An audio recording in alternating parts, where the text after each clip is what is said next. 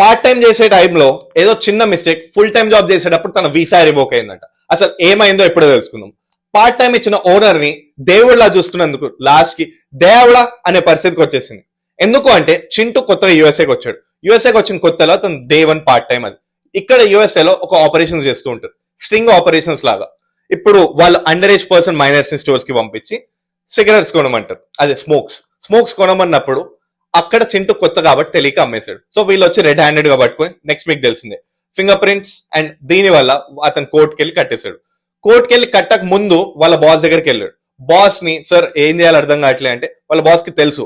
Nice గా ముందు నవ్వుతూ లైక్ అతనితో అర్రే ఇప్పుడు నీకు కష్టమైపోద్ది, ఎందుకంటే ఇప్పుడు చింటూ అది కట్టకపోతే స్టోర్ మీద పడుద్ది ఆ టికెట్. సో ఎక్కడ స్టోర్ మీద పడుద్ది ఆ మనీ సేవ్ చేసుకుందాం అని చెప్పి చింటూ తోటి భయపెట్టి మరి నిన్ను జైలుకి పంపిస్తానని చెప్పి అతనితోటి కట్టించేశాడు. సో అప్పుడెప్పుడు ఆయన 2023లో ఇన్సిడెంట్, ఇప్పుడు 2025లో తీసి తన వీసా రివోక్ అయిపోయింది.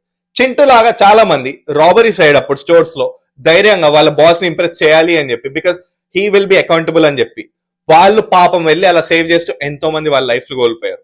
అండ్ ఇక్కడ మీరు గుర్తుపెట్టుకోవాల్సిన లాజిక్ ఒకటే, ప్రతి చోట ఇన్సూరెన్స్ ఉంటుంది. ఇప్పుడు అక్కడ వాళ్ళ ఫుటేజ్ చూపించి ఉన్నది లేనిది కలిపేసి అలా వాళ్ళు ఆ మనీని రిట్రీవ్ చేసుకోవచ్చు. సో ఇన్ దట్ వే మీరు మీ లైఫ్ ని రిస్క్ లో అస్సలు పెట్టకండి. ఎందుకంటే వర్క్ లైఫ్ బ్యాలెన్స్ అనేది చాలా ఇంపార్టెంట్. అండ్ లైఫ్ లో ఒక డిటాచ్మెంట్ మెయింటైన్ చేయండి. At the end of the day అది పార్ట్ టైం కావచ్చు, ఫుల్ టైం కావచ్చు, నీతో అవసరం ఉన్నంత వరకే నీతో పని. ఒకవేళ నీతో పని లేదా నీ పని గతం. Stay tuned TV 9 USA for more updates. Thank you.